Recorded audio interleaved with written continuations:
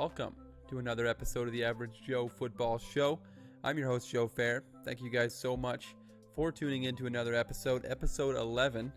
It's hard to believe that we've made it already through 11 episodes. That's almost 3 months of podcast episodes. It doesn't feel like we've been doing it that long, but also it does feel like it's been a while that we've been doing this for a while. We started off on SoundCloud, and now we're completely moved over to a bunch of different new sites. We actually just this week, I got the podcast added on TuneIn, which I didn't even know you could have podcasts on TuneIn, but I thought it was just a radio thing for old people. But apparently, our podcast is now available on TuneIn. So if you have an Alexa Amazon device, you can now say, Alexa, play the Average Joe Football Show, and it will play the show. Believe it or not, maybe actually, I shouldn't say it so guaranteed because I don't know for a fact if it does work, but it should work. I'll let you guys know on next episode if it does not work. But yeah, thank you guys for tuning in to another episode.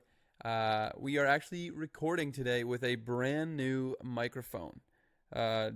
Joe, the producer of the show, actually this week bought a bunch of new equipment for the podcast, trying our best to improve the podcast in every way we can. Bought some new Audio Technica mics.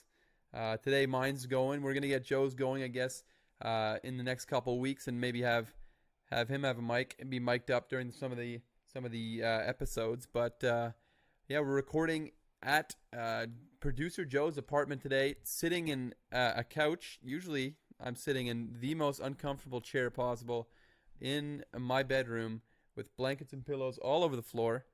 But we're sitting in a couch today, a little bit of a comfier setup, new mic. We got blankets all over the walls for sound. Kind of feels like we're in a blanket fort a little bit. It's kind of nice. But yeah, it's exciting. Got brand new mics. And I'm recording in front of a real life person for the first time ever doing this podcast. It works. I have a Google Home. Really? Yeah, it just worked? Yeah, I just said, hey, play the Average Joe Football Show. It said, play episode 10. And it said the name of the No way. Yeah, So it works on Google as well, people. I did not know that, but apparently it also works on Google. So there you go. It worked. So if you want to listen to the show and you don't have thumbs, you can always just say into your device, whether it be Amazon or Google. And that right there was the voice of the producer of the show. The first time you guys are ever hearing his voice on this show. That's Joe Thiessen. I hope you're fine with me saying your full name on the podcast. I think I have before. But yeah, Joe, welcome to the show. This is your first live hearing of the show. It's good to have you. Good to have you. Joe is he's a big football guy. Huge football guy. If you ever want to know anything about football, you go to him, you ask him. He'll tell you all about his Chicago Bears or his San Francisco 49ers, whatever week, or whatever team that week is his favorite team. He'll tell you all about them. No, but actually, Joe doesn't really know a whole lot about football. He's not a football guy. He's good at other things. Obviously, he records or he edits the recording of the podcast and really does all the hard work, and I just kind of blabber on about football the whole time. But no, Joe is not a huge football guy, but I think that'll add a fun little aspect to the show where we have, me who knows maybe way too much about football, and Joe who knows essentially nothing about football. Joe, if I ask you right now, could you name 3 NFL football players? Do you think you could do it? Are you kidding me? All right, can you do it? Yeah. 3. First guy, Mitch Mitchell Trubisky. Second guy, I have to go with my man, Pete Mahomes. All right, you got him. There's 2. Pat Mahomes. And then my third guy, probably the GOAT, Tom Brady. Tom Brady. Wow, that was impressive. I was gonna go with 5, but I figured that would have been maybe too many. But Rob Gronkowski. There you go. Name one more for 5. Mike, he was a coach. Yeah, no other active NFL. Oh, whatever you said last week. Ooh, so you do listen to the podcast? Yeah, it was a really cool story. Alejandro Villanueva, I think is who you were going for. That's impressive. You definitely named more. more than I thought you would be able to name. Not bad, not bad. So yeah, there's Joe giving us some football knowledge. We got a fun show for you guys today. I say that every single week, so we're always having fun shows. But a little bit more news this week in the NFL. Obviously, right now, slow period, off season. Coronavirus is basically all in the news now. But we did get more NFL news, some bad news, injury news, and then also some coronavirus related stuff that we'll talk about as well. And then later on in the show, we're going to go over some, a little bit of beep from a fan there. That's fine. And later on, I'll give you guys a couple of players or coaches that I think are on the hot seat during this 2020-2021 NFL season. Guys with the hottest butts.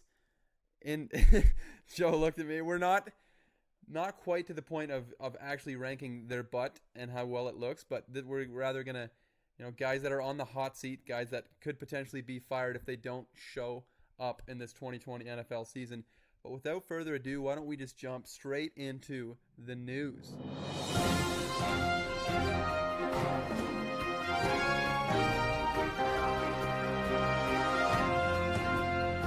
So first up in the news this week, we have some injury-related news, some disappointing injuries in the news this week.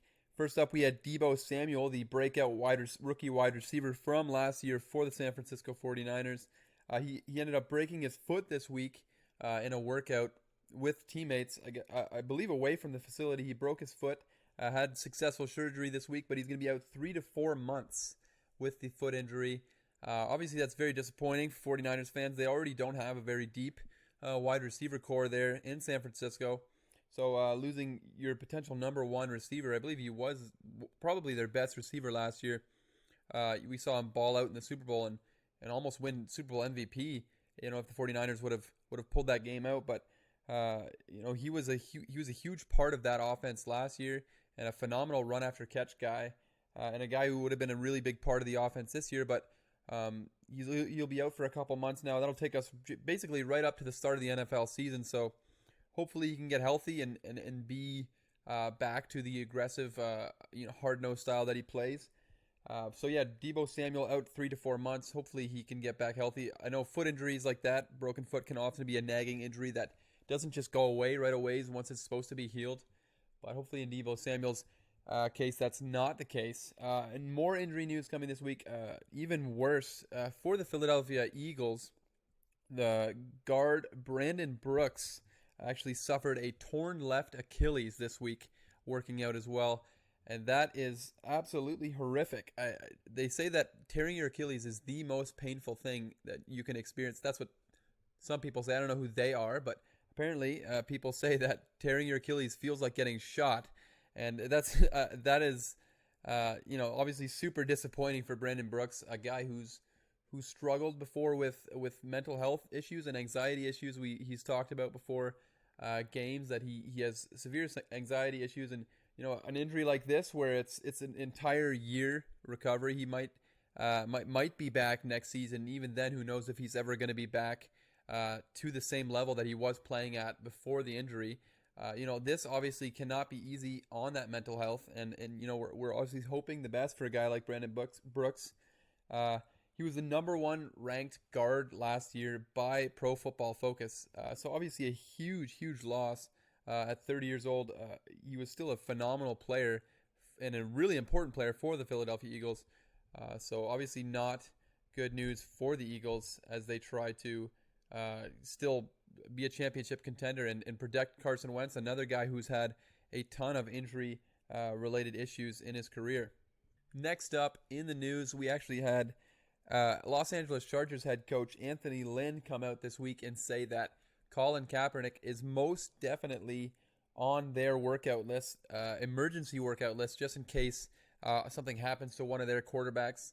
Everybody was giving him extreme praise and saying how awesome that was this week. To me, it's like, why don't you just sign the guy then? Why just try to do a little humble brag that, hey, we have this guy on our emergency workout list? What does that even mean? I mean, you already have 3 quarterbacks on your roster, all 3 of which Colin Kaepernick could probably come in and compete and be better than if you would just bring him in and give him a chance. Why don't you sign him? Like, we talked about the Chargers as a potential guy or a potential team that could sign a guy like Cam Newton when he was a free agent. Obviously, they went out and they drafted Justin Herbert in the first round this year. But if you have him on your emergency workout list, why not just bring him in right now and have him compete potentially to be a starter? I mean, you're in Los Angeles. It's a very liberal, open-minded place. I'm pretty sure there wouldn't be that much pushback from your fans. I mean, the Chargers don't even really have that many fans anyways. So why not bring in Colin Kaepernick, have him compete, and if anything, he's better for jersey sales, he's better for ticket sales, and he could be a better player than Tyrod Taylor, could be better than Justin Herbert and Easton Stick. I mean, which one of those guys would you honestly take over Colin Kaepernick right now? I don't know why the Chargers wouldn't just bring him in, but it does seem like there are more and more teams that are becoming more open to signing Colin Kaepernick. A lot of coaches came out and said they would welcome him back, but it seems like a lot of those same coaches are saying, yeah, we'll welcome him back in the NFL, but we don't really need him right now. You know, we don't need him on our team personally, but we would definitely welcome him back. I think it needs to take an owner to come out and say, hey, we're good with Colin Kaepernick. We want to sign Colin Kaepernick. Because I think he could be one of the better backups in the NFL. And there's some situations like in Jacksonville potentially where he could come in and compete for the starting job. It's just going to take an owner stepping forward. We're hearing a lot of coaches, a lot of players come out and support Colin Kaepernick. We haven't heard a single owner say anything regarding Colin Kaepernick and him potentially coming back to the NFL after he's been out since 2016. I mean, the guy hasn't played in forever, but we've heard players, we've heard coaches, we've even heard Roger Goodell come out and say that he would welcome back Colin Kaepernick in the NFL, and basically admit that the way that the NFL handled the Colin Kaepernick situation was a mistake. But we have not had a single owner come out and say anything regarding Colin Kaepernick. Next up in the news, we have a bunch of COVID-related stuff. Super exciting. I know everybody is still super into the whole COVID thing. Obviously we're all getting extremely tired of the coronavirus and COVID basically shutting down the world. And unfortunately, it doesn't seem like it's slowing down all that much. It doesn't seem like it's really coming to an end anytime soon. This week, actually, it came out that Ezekiel Elliott, the running back for the Dallas Cowboys, has actually been diagnosed with coronavirus, with COVID-19. He is actually asymptomatic, so he has no symptoms, but he came into contact with somebody who was diagnosed with the coronavirus, and it came out this week that he was actually diagnosed with the coronavirus. This is obviously disappointing. You don't want anybody to be sick, especially not somebody who's such a big part of that Dallas Cowboys team. And this week, there was a lot of news of athletes being diagnosed with COVID. There's a ton of baseball players. I believe it was the Phillies. They had a bunch of players diagnosed with coronavirus. Also, in the NHL, you had teams shutting down their training camps. I believe Austin Matthews of the Toronto Maple Leafs was diagnosed with COVID-19 this week. So this is obviously could be a huge setback as far as live sports goes, not just in the NFL, but live sports in general. Could be a huge setback for that. And also this week we had Dr. Anthony Fauci, the coronavirus expert, the guy who's dedicated seemingly his whole life to the coronavirus, but we still cannot seem to find a cure for it. Sorry, just taking shots at Anthony Fauci. But he came out this week and said that he does not believe that there's a good chance that the NFL will be able to play this season without some sort of bubble. This is obviously very disappointing news from someone who is supposed to be an expert as far as the pandemic goes.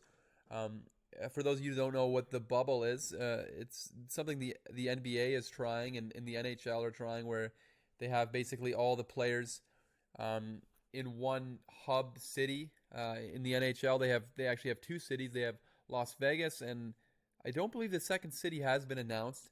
But it sounds like it could be a place like Toronto. Basically, you have these hub cities in the NBA. Rather, it's Orlando. They're playing at Disney World. You basically have all the players and their families staying in this specific city, and have rules and regulations on where they can go, and sort of keep the virus contained.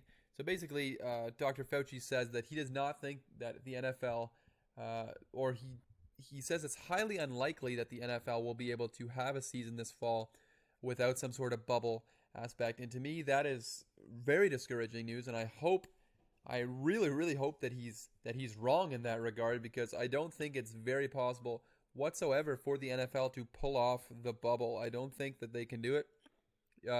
Sports like the NHL and the NBA, they were already in their playoffs this year. So for them, they have already narrowed the pack down to less teams. And then you add in the fact that NHL and NBA teams, they already have less players on their team. I believe NBA teams are something like 15 player rosters, whereas an NFL team, you have a 53-man roster. That's like just a huge amount of more players that you have to worry about putting in some sort of hub city. So I don't see that happening as far as the NFL goes. So I think if the NFL has to do some sort of bubble in order to have a 2020 NFL season, I don't think they're going to be able to pull it off. I don't think there will be a 2020 NFL season. But obviously, we're hoping that this is all just not going to happen. We hope that we are going to have a 2020 NFL season. We hope that, it doesn't seem like there's going to be fans in the stands this year. That's obviously disappointing, but we're hoping that we can at least have NFL games be played, or else this show is going to be very hard for a very long time when we have absolutely no NFL games to talk about. But yeah, hoping that, hopeful and still keeping hope alive that we can have an NFL season this year. And lastly, in the news, we have New York Jets safety Jamal Adams, all-pro safety. This week, he actually demanded a trade. We talked about a couple of weeks ago him having his contract disputes with the New York Jets. He wants a new contract. He's played 3 seasons in the NFL. He's still not due a new contract yet, but he wants a new contract. And it seemed like it was heading in this direction. It seemed like potentially Jamal Adams would demand a trade, or he would be traded at some point. And this week he actually made it official that he has asked for a trade from the New York Jets. He's actually listed 7 teams that he would like to potentially be traded to, and those teams are the Ravens, the Cowboys, the Texans, the Chiefs, the Eagles, the 49ers, and the Seahawks. And I believe he also said that he was open to playing with the Buccaneers. And if you look at this list of teams, it's all contenders to me. It's all teams that have a potential to be championship level contenders. Teams that are expected to be in the playoffs, higher level teams. Teams that would greatly benefit from a 2-time Pro Bowler, a 1-time All-Pro, really young, talented safety. One of the best, if not the best, safety in the NFL right now. And to me, this looks to me like it is more than just a contract dispute between Jamal Adams and the New York Jets. Because I don't think that Jamal Adams would take a new contract from the New York Jets at this point. To me, it seems more like Jamal Adams wants out and he wants to go to a contender. I mean, you just look at the teams that he listed. There's not a single team here that is not a playoff contender, not a potential championship contender. I think Jamal Adams wants out, and he wants to go and compete for a championship. And you can't blame the guy for doing that. He didn't obviously choose to play in New York. He was drafted in New York, and now he wants out. He wants to play somewhere where he can compete for a championship. And we've seen other players not happy with Adam Gase there in New York. Obviously, Adam Gase has had quite the history of unhappy players. We saw Le'Veon Bell, and now we see Jamal Adams just wanting out. To me, it's more than just a contract dispute here with the New York Jets and with Jamal Adams. And I would expect to see him traded at some point. Hopefully, we're recording this podcast on a Saturday. It's going up on Tuesday, so hopefully no news happens until next week after we upload the podcast. But yeah, Jamal Adams potentially on the move. To wrap up the news here, we're just going to jump straight into the next part of the podcast. Who has the hottest butts in the 2020 NFL season?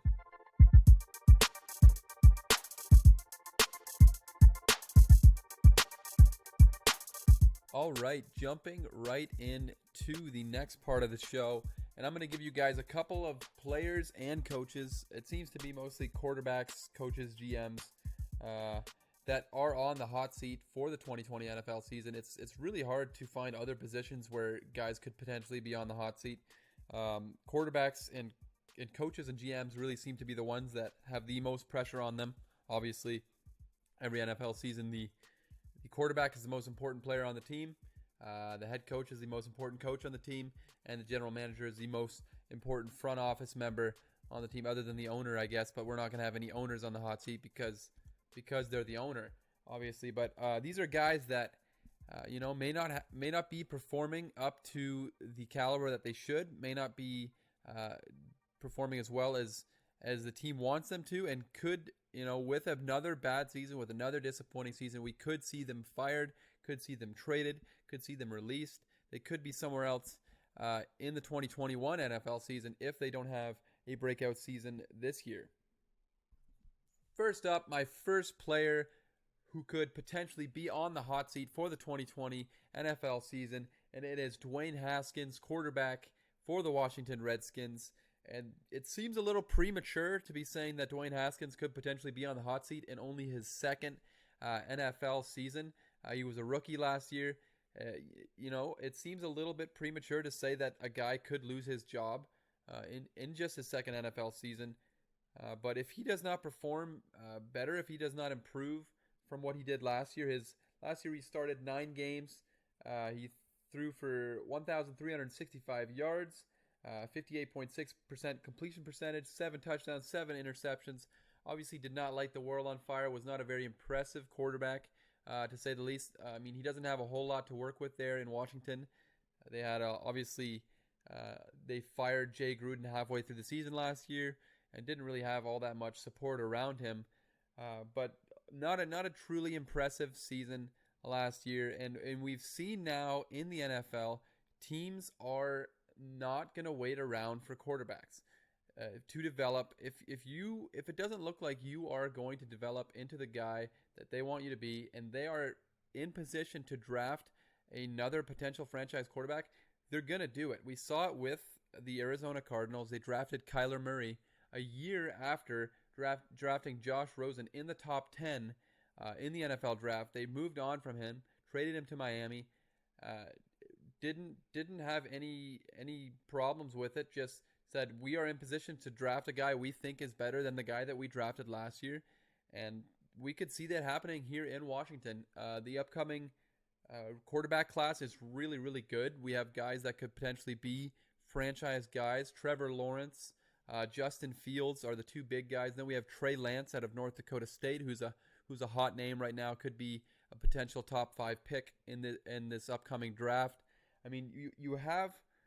You have guys that could come in and immediately be franchise guys if it looks like Dwayne Haskins is not going to be that guy.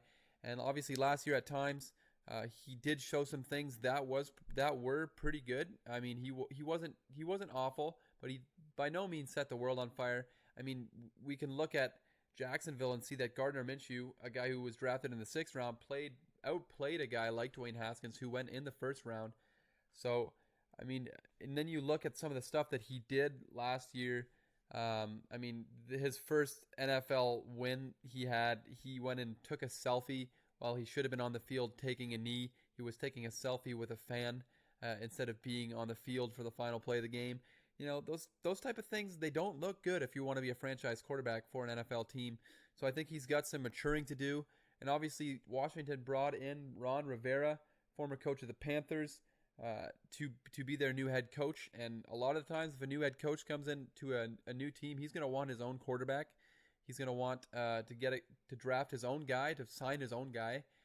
His guy, Cam Newton, is still out there. He's still a free agent. That's obviously Cam Newton and Ron Rivera were together for many, many years in Carolina and had some great success. We could potentially see Cam Newton end up in Washington if that's what Ron Rivera wants to do. But I could see if Dwayne Haskins does not show sizable improvement this upcoming NFL season, I think we could see Washington move on. So I think Dwayne Haskins is most definitely on the hot seat in the 2020 NFL season, even if it's not totally fair, even if he doesn't have as much help as you would like to have a young quarterback, I think that we could see Dwayne Haskins be moved on from after the season if he does not improve.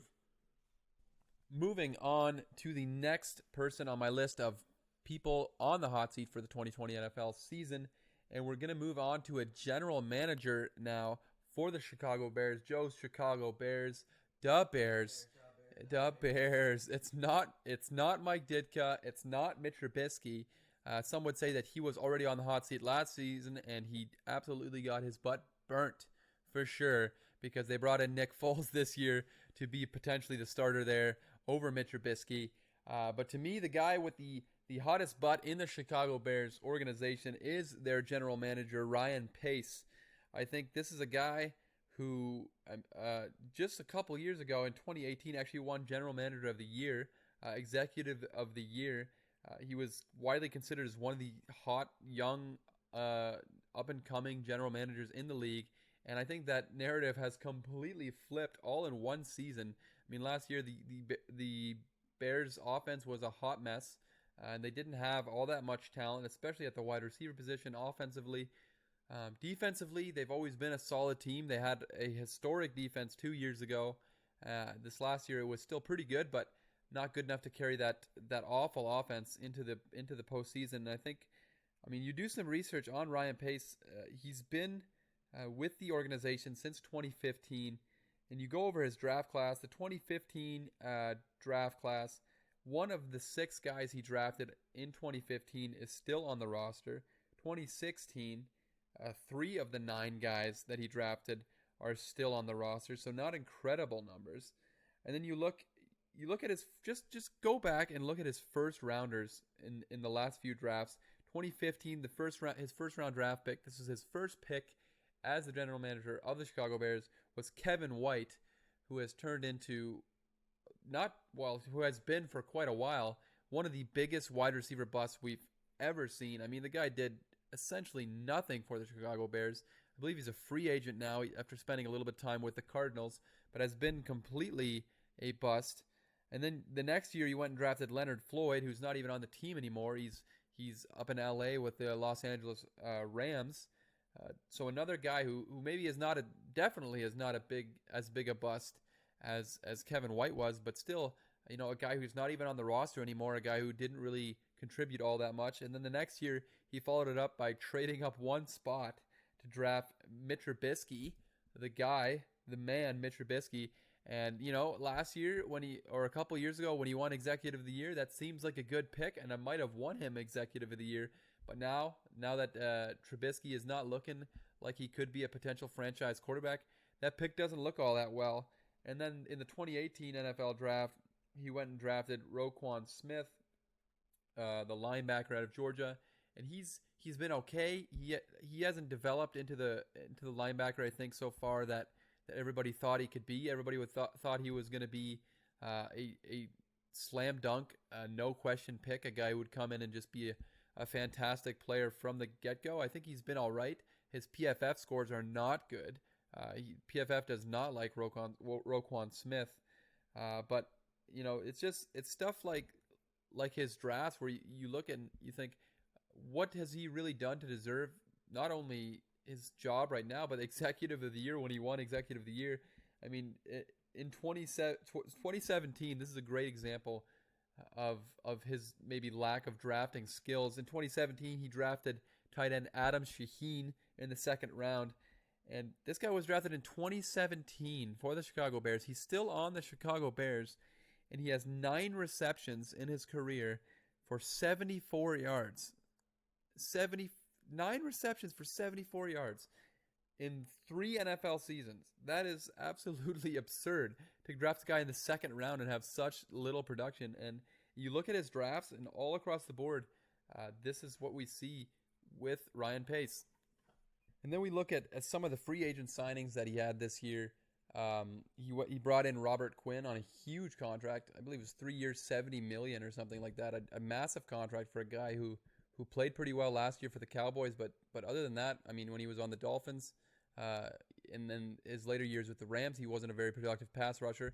Had a breakout season last year as an older player with the Cowboys, but the Chicago Bears came in and signed him to a massive deal. He's kind of a boomer bust guy in free agency. They also signed Jimmy Graham, added him to the 400 tight ends that they have on that roster. Is another guy who I wouldn't even call him a boomer bust guy. I mean, I think we know who Jimmy Graham is. I think his career is kind of over as far as being the fantastic tight end that he was at one point in New Orleans. I don't think that he's going to be much of a producer anymore at this point. He didn't really do a whole lot in Seattle and in Green Bay.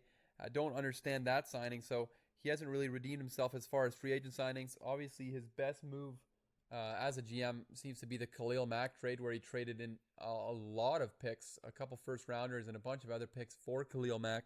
And Khalil Mack's been a fantastic player the couple years that he's been in Chicago. He's been an all-pro level talent, but one good pass rusher is not enough to save your job, especially as the general manager. So not only I think could Ryan Pace be on the hot seat, but we could also potentially see Matt Nagy potentially be fired there, the head coach of the Chicago Bears. We could see both of those guys on the hot seat, and if they don't have an improved season, if they are potentially a really bad team this season, we could see both of those guys potentially have new jobs or have no job next season.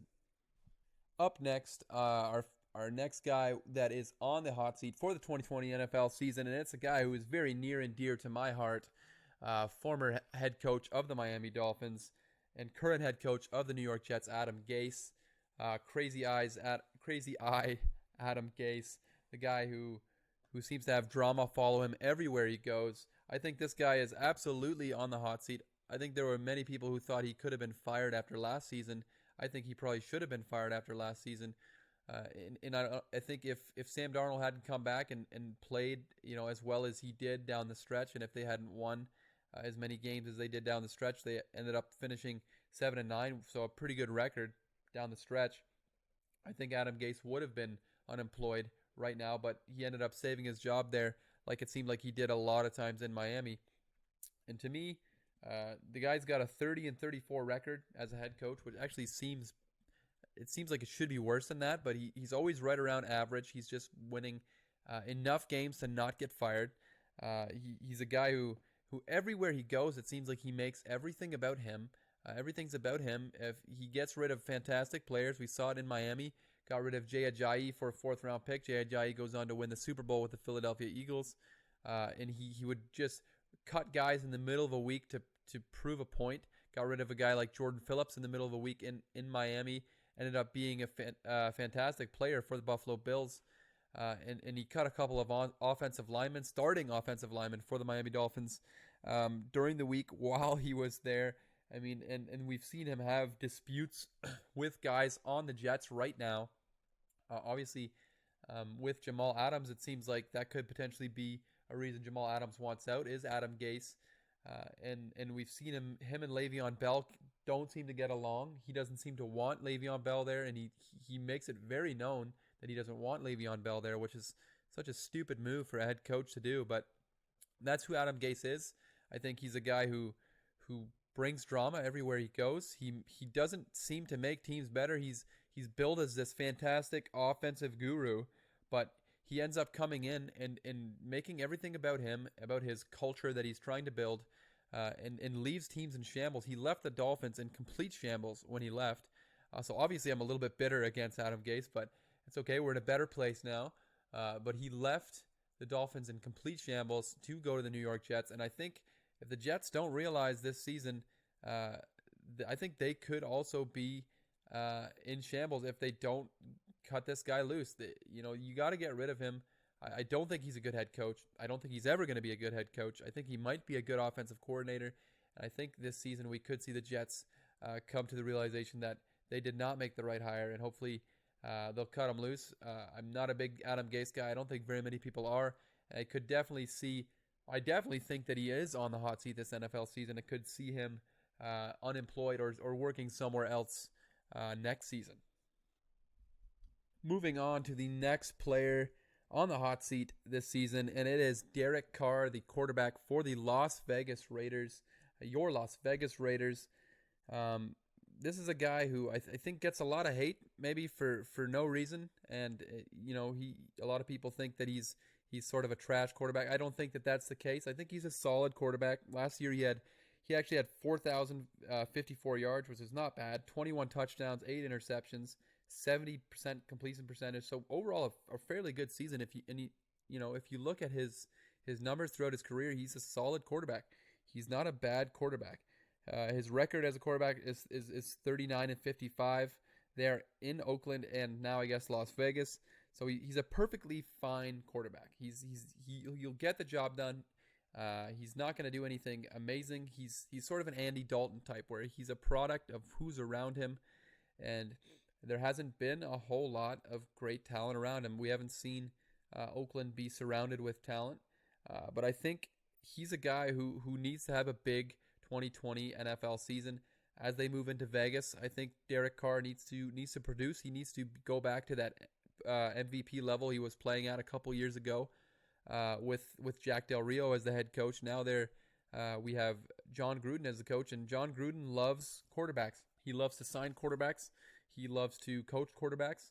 He loves to talk about quarterbacks. I mean, he's a guy who I think if Derek Carr does not perform this season, he's going to get somebody else in there. He's going to get his own quarterback in there. We saw him and Mike Mayock actually sign Marcus Mariota this season to be the backup to Derek Carr. So we saw them already not totally confident in Derek Carr if they bring in a guy like Marcus Mariota who's getting paid higher than most backups. So I think Derek Carr absolutely needs to feel like somebody's breathing down his neck. Like if he does not perform this season, I think he could be out there in Vegas.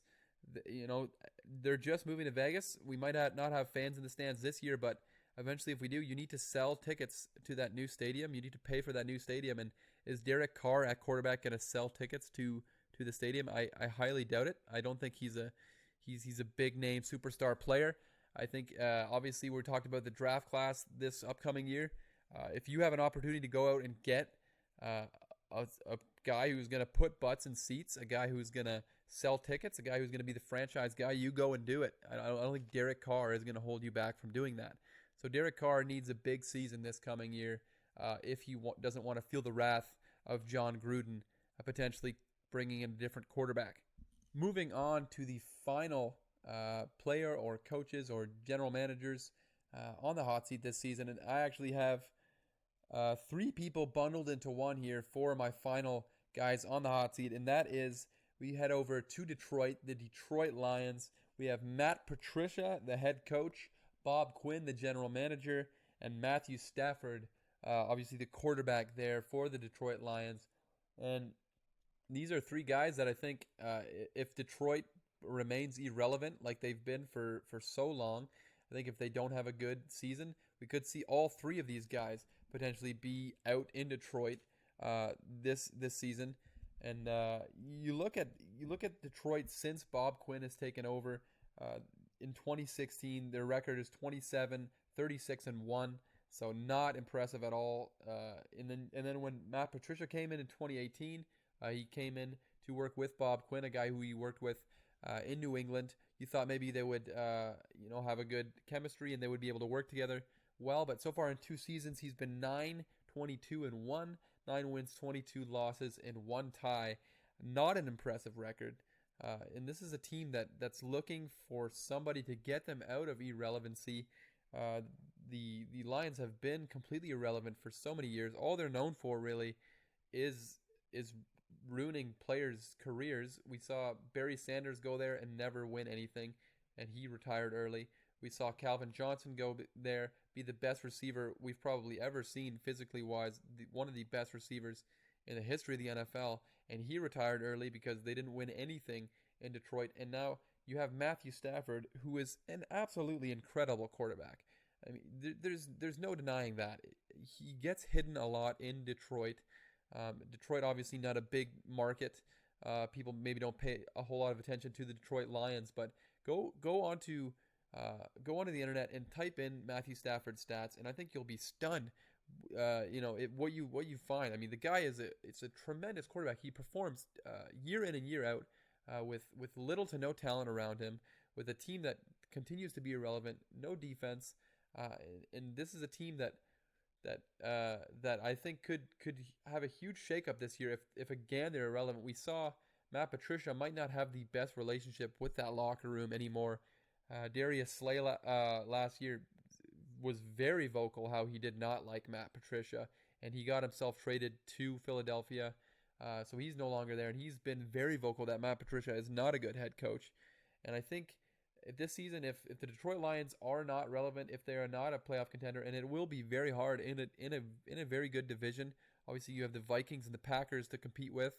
I think, and potentially the Bears. Who knows what they'll be? I doubt it, but it's not an easy division to be successful in, and it's they're not a very deep, talented roster. They have some talent, but overall, not a very deep team. They signed a bunch of scraps from the New England Patriots, but I think this year, if they're not successful, we definitely could see Matt Patricia out. I mean, he's definitely got a bad rep right now with the way he handled the whole Darius Slay situation. And I think if Matt Patricia's out, we're going to see Bob Quinn out. And I think if both of those guys are out, you might as well just let Matthew Stafford go. There was rumors. I remember early offseason there was rumors that Matthew Stafford potentially was going to be traded. Those rumors ended up being kind of not true at all because his contract is way too big to trade right now or during that period.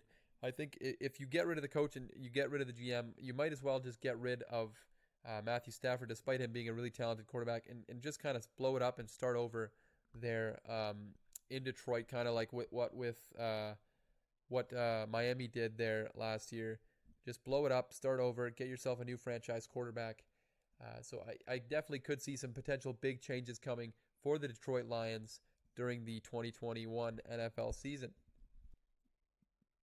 But yeah, that kind of wraps up today's show. Thank you guys very much for tuning in and listening to another episode during the NFL off season. Definitely really enjoyed sitting on a couch doing this podcast. Usually I'm not sitting in nearly as comfy a position, but this is actually really nice. Might have to do this more often. Thanks for tuning in. If you're listening to the show on Apple Podcasts, give us a rating, give us a review, subscribe, whatever you're listening to. If it's on Apple Podcasts, Google Podcasts, or on Podbean, make sure you drop a subscription so you get updated every Tuesday when we upload a new podcast. And also now, apparently, if you talk to Google, if you talk to Amazon, and you say, Alexa, play the Average Joe Football Show, you can now listen to the show that way. So make sure you guys do that. And yeah, I guess we will catch you guys on the next one.